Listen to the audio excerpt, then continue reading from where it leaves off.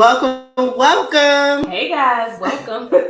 Listen, are y'all watching Abbott Elementary? You watching? Yeah. I need to get caught Yes. up, but girl, yes. Yes. So there's a lot of controversy on whether or not educators should be tuning in and supporting that show, okay? Because of the principal on the show. She's kind of a stereotype, right? She can be a little bit of I don't curse, but a BITCH. I was gonna say bossy. Okay, but that B word as well. But we're going to talk about the misconceptions and the stereotypes of women in leadership. That's right. So we want you guys to tune in. We're going to talk about Abbott Elementary, and we're just going to talk about women in leadership, right? So we are still celebrating Women's History Month. And we're going to shine the spotlight on some female leaders, some school leaders and principals. But we also want to talk about some misconceptions, right? The good, the bad, and the ugly, right? Ugly. Let me tell you. I've seen some ugly stuff too. But anyway, I'm your girl, Dr. Roz, CEO and founder of the Village Leadership Group. What you got the ending? And LLC. LLC. Okay. Hey, I'm Coach Williams. She's petty. See? Leadership style. No, I'm Coach Williams, the content supervisor of the Village Leadership Group, LLC. Anyway, thank you for tuning in. Again, we're shining the light on our female leaders, but we all come together because we are a professional learning community, come together to serve you just right. We want to encourage you, inspire you, motivate you, push you to be the best teachers that you can be, because we believe teacher leadership is very important, and it is a mindset, not a position. So join the discussion. We want to hear from you. What is your take on Abbott Elementary and the misconceptions of female in leadership? So we're going to welcome our guests. Come on, welcome. Hey, ladies. All right. Hello. So, thank you for joining the village. Thank you. We want you guys to introduce yourselves and tell us a little bit about the misconceptions of women in leadership and your take on Abbott Elementary. We're going to start with Dr. Peete. Introduce yourself, tell us about yourself, and what's your take on Abbott Elementary? First of all, thank you for the honor of being here. My name is Dr. Annetra Peete. I am a 17-year educator. I currently work for the District of Columbia Public Schools. I'm a manager for the elementary math for over 14 schools, including our dual language. So supporting predominantly in elementary, but the majority of my experience has been in Memphis. So I transitioned to the District of Columbia for the last 3 years, and just really thinking about Abbott Elementary as well as the principal. And it really comes to the idea of even today, my experience, what is also placed on our plate as Black women in education, not just women, Black women in education, and how we have to show up for students as well. I do see that last episode of Abbott Elementary, the teacher was able to break some of that barrier that seems like a misconception of what Black women entail in education, such as the behaviorism of us. But however, I really saw through that and the resilience that was needed. Sometimes we also need that support in education, like we support others.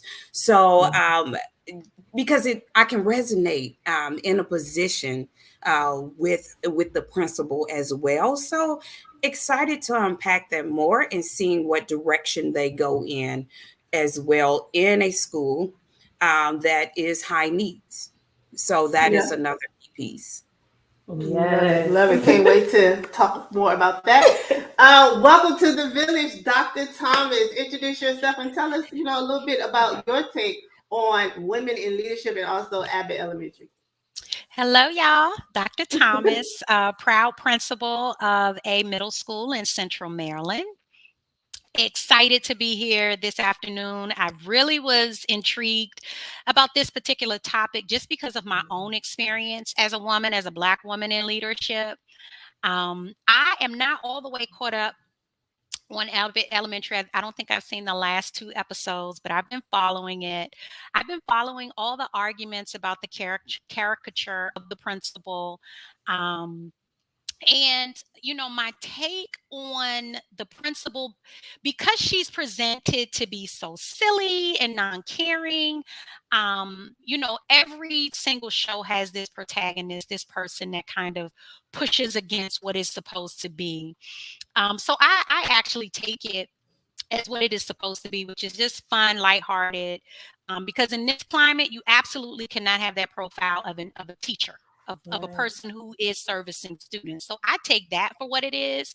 But my particular experience is that, women, especially Black women, continue to have to rise to these expectations that we mother people in the workplace. And so when we talk about, women being the BITCH, that is rooted in wanting a Manny. That is rooted in wanting someone to serve you accountability with a side of fries and a shake and however you want your cake. And so, I reject those things. That has been my experience. Following a male principal, with certain things that, wasn't an issue. And then, when this woman comes and she's serving accountability, it's a whole, petition to remove, right? And so I don't see that the principal on Abbott Elementary serves as a representation of accountability and, strong, work hard, that type of situation. I think they serve the other end of school leaders who may have gotten their positions out of nepotism, and that can be male or female. Yes, definitely. So we're going to dig into that.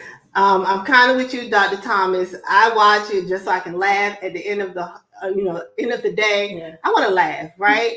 I really don't want to see exactly what I go through at school. I need to see a little something that's going to be, like you said, lighthearted and to make me smile.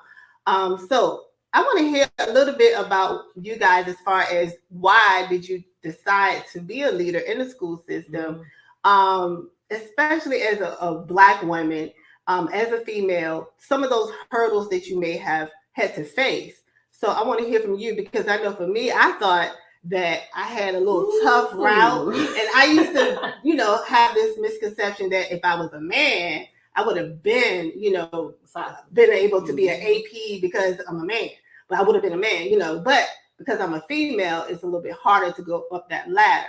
So I want to hear from you, as why leadership, and what were some of your challenges? So I will start with Dr. Thomas. I was called to leadership. Since I was 5 years old, I just wanted to be a teacher. My mother's a teacher. I come from a long line of educators. I actually shunned leadership for a long while. And it took a principal saying something to me that I couldn't deny, which was leadership needs your voice. And so if you're in this role, I was like Title I coordinator at the time. If you're in this role pushing for what students deserve, just imagine if you were responsible for creating the environment for what students deserve. And so I thought I would just do the AP thing. And time again, I kept getting pushed into these spaces. I never wanted the weight of the role of the principal, but I yield to the universe. And so I found myself as a school leader. And the best part about the role is creating an environment that teachers deserve so that they can serve my kids, right? And so teachers' working conditions are student learning conditions. And so as the leader of the building, I am in charge of those conditions for teaching and for learning in that environment. So that is why leadership.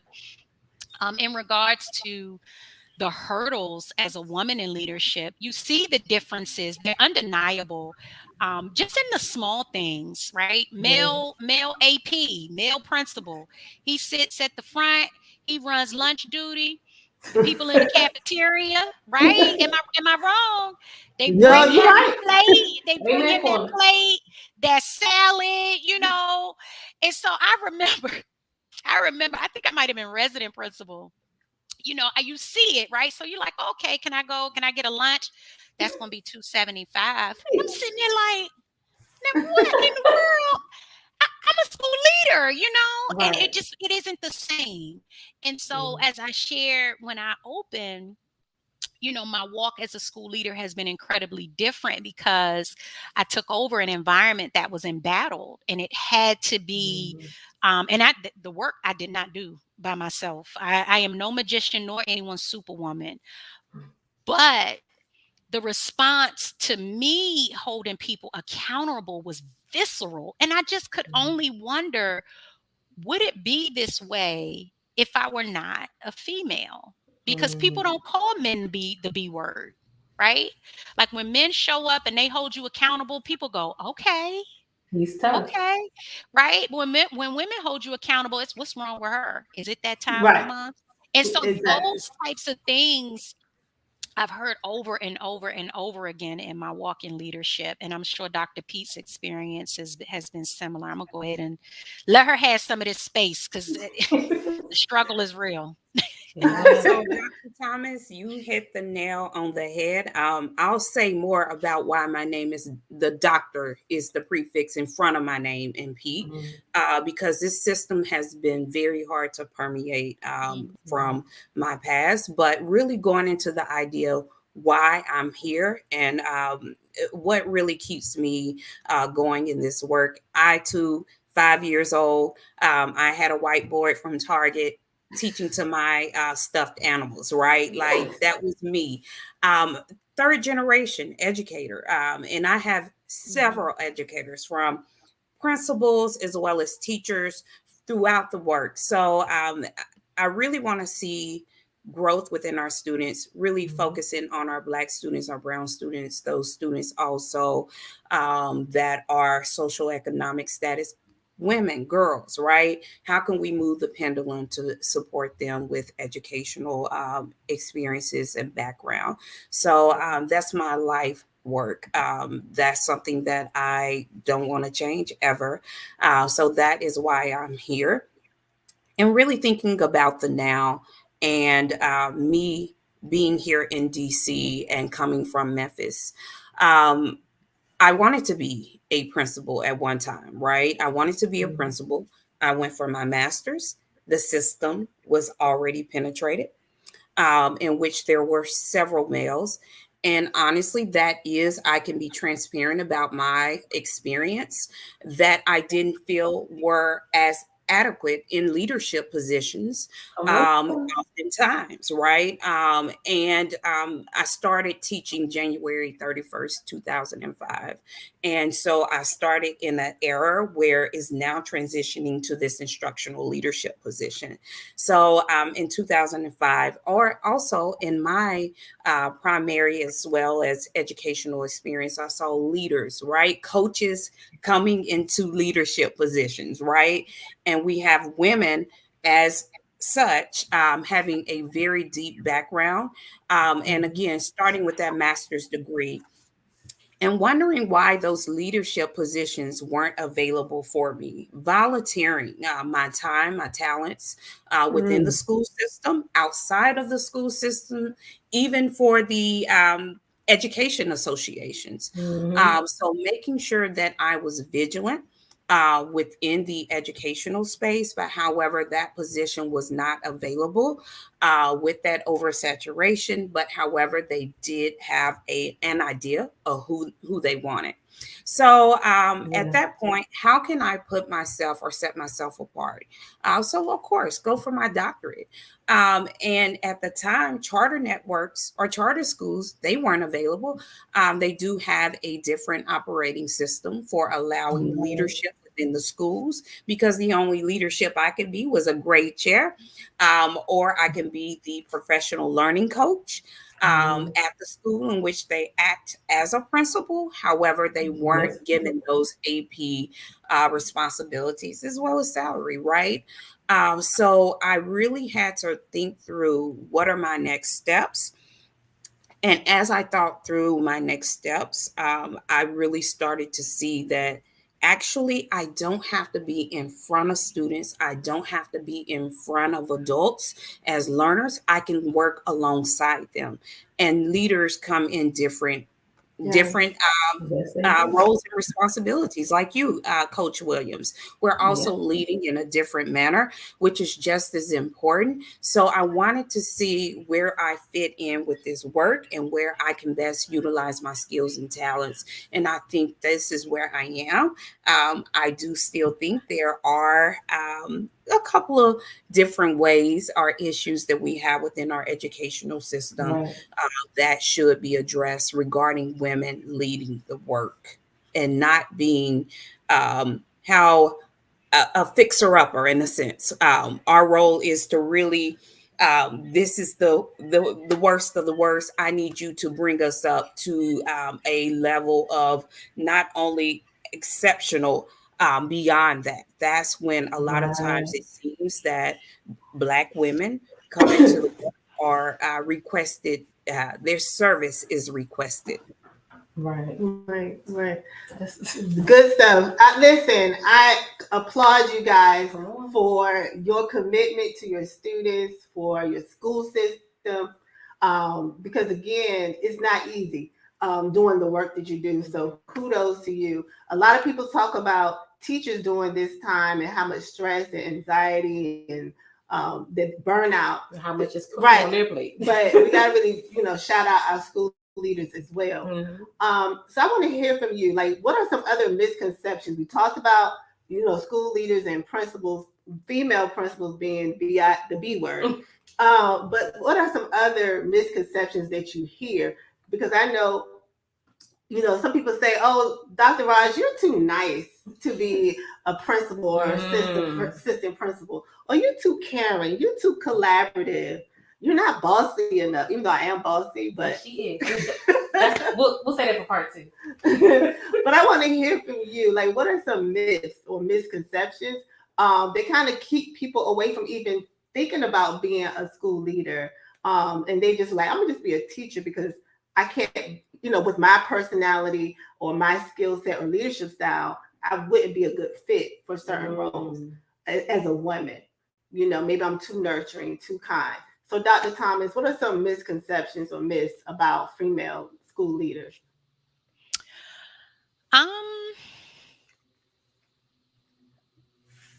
You always hear, "I can't work for a woman."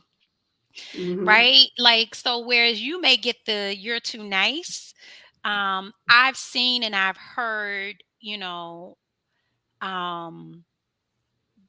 that people want women in leadership to be just that. And that's the myth, right? That I can't, I remember a colleague sharing, well, that was harsh. And I couldn't help but think, would you say that to a man? I didn't berate you. I didn't, I communicated a deadline. I reinforced the deadline. And we had a conversation. When you missed the deadline, what's harsh about it?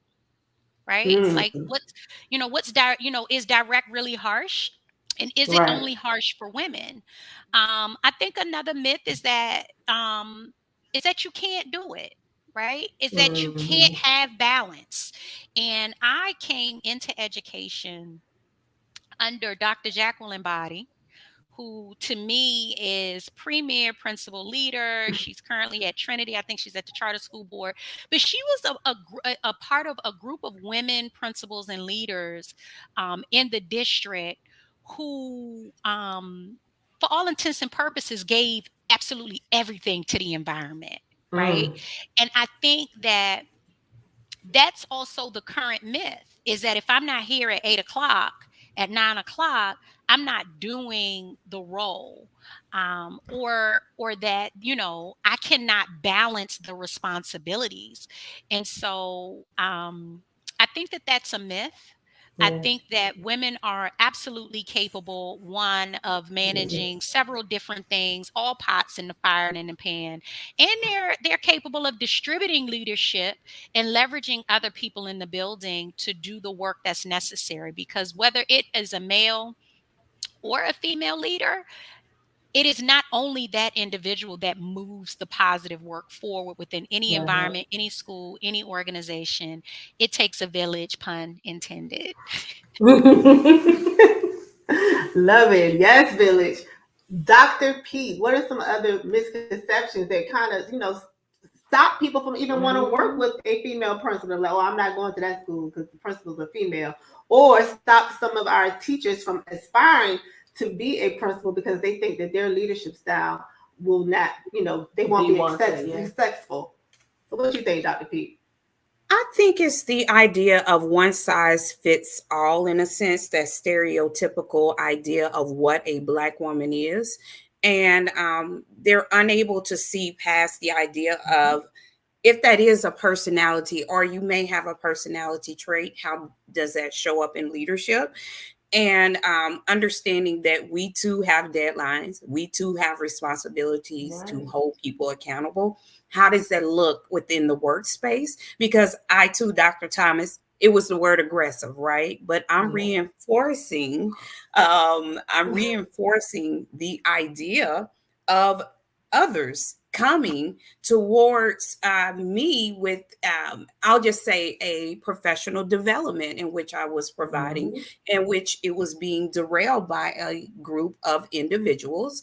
And I was reinforcing the idea of the session and the outcomes, and that was considered aggressive by a certain demographic. So I had to go back and really restate and provide context to that individual and say the reason why that is not okay. And that is not safe for me, for you to call me aggressive in that moment when I was doing what is required of me. So looking at it from that standpoint as well. And like I was saying, the one size fits most. And I'll reemphasize, I think we are sometimes, because we are considered this strong Black woman, right? We go into the buildings. We are here for the change. We are here to show up, like Dr. Thomas said, before time, an hour before time, 2 hours after, be on call 24/7. And we have higher expectations of making shifts and changes at times than others because we can do it, but at what cost to our mental health? At what cost to our physical being? So how is it that I think because of the way that it is foreseen that who we are as Black women, and we are pretty awesome, I must say, right? Well, what does that mean for us in the work that we're doing? But I wanted to kind of jump in there because I'm gonna tell you another myth. Coming into a school where you might see a lot of thinking, oh, I'm gonna have a lot of people that's for me.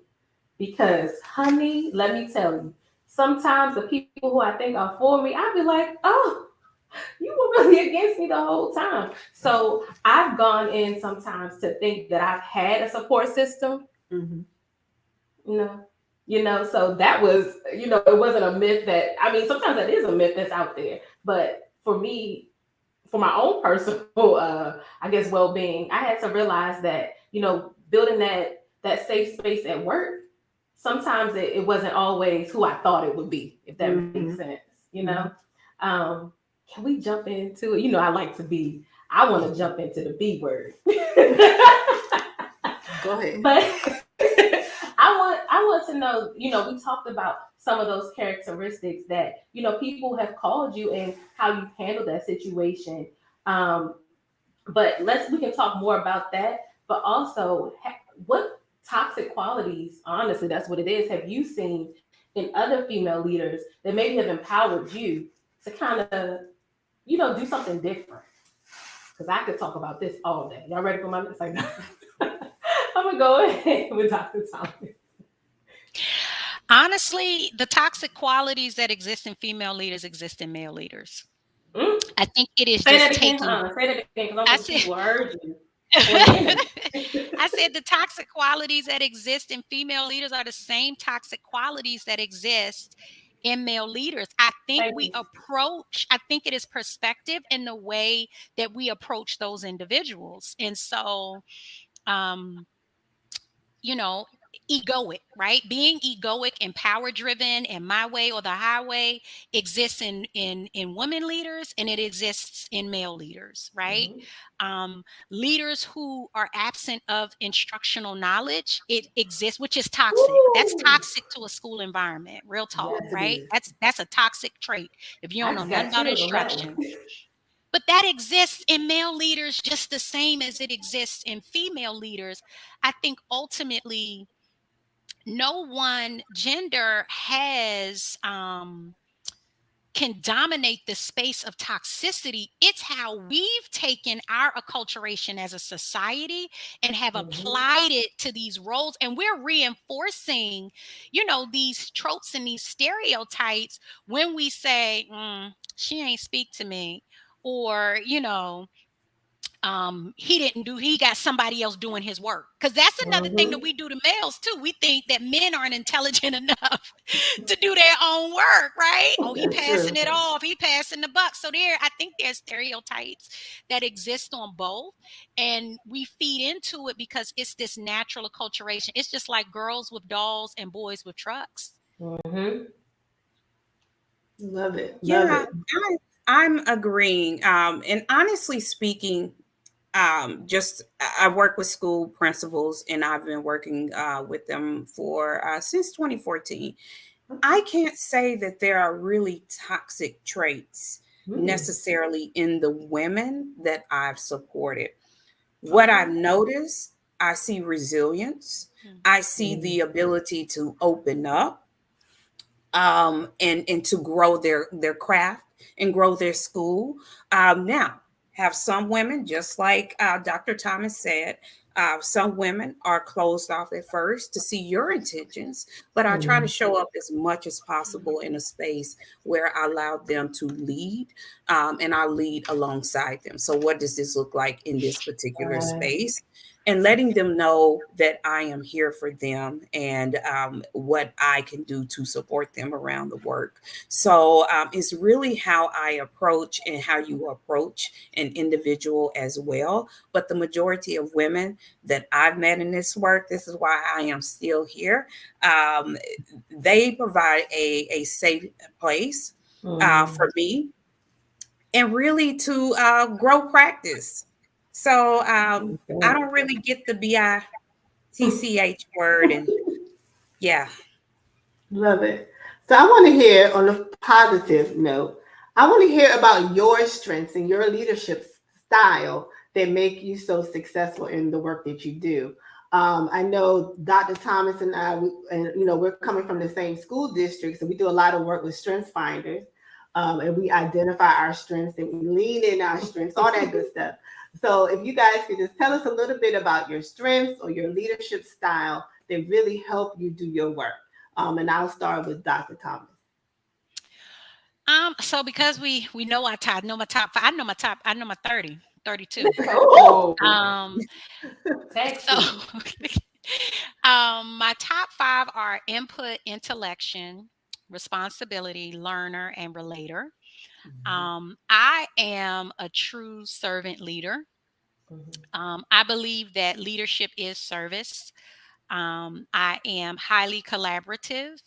As a fundamental perspective, I believe that the people closest to the work, who are doing the work in an organization or have to enact the work, should be a part of the decision making around how that work gets done. Ultimately, it is my responsibility as the school leader, but those voices matter to me as a leader, so that I am able to see any blind spots. And so through leading that way, we've really been able to grow a school environment that I'm proud of. It is not perfect, but it is progressing every single moment. And I think that it is due to those strengths as a leader. And I do have to add, if I were not competent in instruction and nobody would follow me. And so I could be as collaborative as I want to be, but if I can't give you feedback on instructional practice, if I cannot grow your practice as a leader or a teacher, if I cannot give you feedback that you can see and implement, all of it would be for naught. Awesome. And I know Dr. Thomas, she knows her stuff. So she knows her stuff, y'all, for real, for real. So we can contact her? Yeah, we can call her. Okay. All right, Dr. Peete, what are some of your leadership strengths and skills that you bring to the table that makes you so successful? Well, the first two is just strengths that I consider that also bleed into that. It is really advocacy, as well as going deeper into the other one left. I'll go back to it, but advocating. What do I mean by that? At times, certain things don't necessarily make sense, right? Sometimes it goes to the idea that what a school needs is not necessarily what the central service is providing. So, how can I pivot using those goal oriented skills as well to support schools? I'm very much so action oriented. How can I delve deeper into the work? I will really provide additional time to schools, right? Like, I'm a true educator. It's really about how can I support the students? We have huge gaps based upon COVID as well. How can I support your teachers as well? And what do I need to do to leverage what I know to take it back to those individuals, to change some of these practices, to change some of these requirements from our central services, to let them know, this is not necessarily working for this group of students as well as teachers. So how can I make the necessary adjustments, or how can we make the necessary adjustments to better and improve and service the communities in which we support? So those are key features of how I show up in the work. And again, just really making sure that we get to those outcomes and leveraging those individuals, such as those leaders and coaches, so they can also grow. I really do believe in I work with new teachers as well. So, how can I better grow them and serve them where they can also be instructional leaders, where they can also be administrators as well within the schools and communities? So, each one teach one, right? To really our future. Come on, future. Yes. So I'm hearing again teaching, knowing your stuff, right? Yeah. Being collaborative and being a true servant leader. So I love it. So again, we are shouting out our women in leadership, especially our school leaders. So any final thoughts before we close out? Your final word, Dr. Thomas. Final thought. I think given the topic, right? Spotlight on women in leadership. Given the topic, I think we need to break open those old, archaic stereotypes that we use to that we use to define women, but also calibrate what we expect. Right? How often are we checking on the women leaders in our buildings, even if you do experience them as difficult, as cold, as Dr. Peete said? Perhaps they're closed off because they don't know who to trust and how to trust, because that's been a part of their experience in this work, right? Because it's so difficult to get a chance and an opportunity. But how do we check on and show up for our women leaders? Do we check on them as often as we do our male leaders? Randomly somebody asks me how I'm doing, but it's also very rare. And so women are natural nurturers. We're natural givers. And so I just would like to challenge our leaders to open both eyes to see that the things that we view and are assigning to one particular gender are also present in other genders. And so I really would love for us to break out of these boxes that we place these genders in, because you'll really miss an opportunity to celebrate a leader, male or female, in the way that they deserve, because the work is incredibly difficult. Awesome, awesome. Dr. Peete, final word. Know thine self. Let me start there, and unapologetically knowing thine self and living in this space. you may have a personality that can be quote unquote considered BITCH. And that's not your intention. You can do that reflection and that work. However, don't minimize yourself because others are putting you or trying to put you in a box. Know exactly who you are, live in that space, continuously evolve. I continuously stay in the space where I am a learner. Even at my school today, I have been a learner, not only from our students, but our teachers as well as our leaders. And acknowledging that piece is very important. And I reflect often about my approach and about my next steps. Continue to grow. See what other doors open for you. It may not necessarily be the door that you considered would be best for you, but also make yourself available. That's the other thing too, and not being as closed. And I'm speaking to myself when I say that as well. And being in education long enough, we have seen the progress of how or the evolution of education. So what more do we have to give to our field and our profession, but also give to ourselves in that same piece? So make sure you always, always, always reserve space for you and to decompress. As Black women, we have a lot on our plates, not just professionally, but also personally. So make sure you reserve some for you. Whew, whew, that was good stuff. Good stuff. Y'all So listen, I know within the village, we appreciate you for joining the village. So how can people reach out to you? Because I'm pretty sure folks in the village will be like, oh, where's Dr. Thomas? I need to ask her some questions. Where's Dr. Peete? Oh my goodness. How can people reach out to you? And what do you have going on? What's next? You know, I know you're doing some great things. So Dr. Peete, how can people reach out to you? Yeah, it's through my name. Annetra Peete is pretty unique. So you can reach me in LinkedIn as well as Facebook.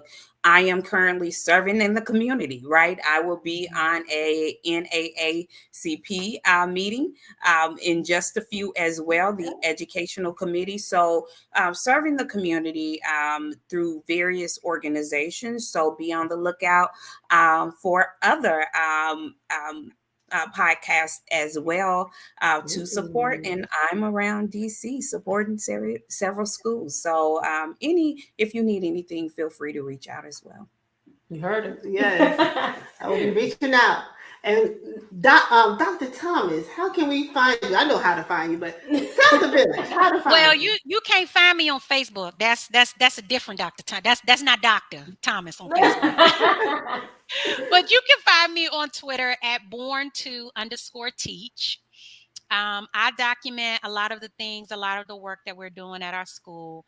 I am honestly knee deep in getting us safely to June. We know the social emotional issues our children are dealing with. Yes. I am, continuing to hold our kids to expectations.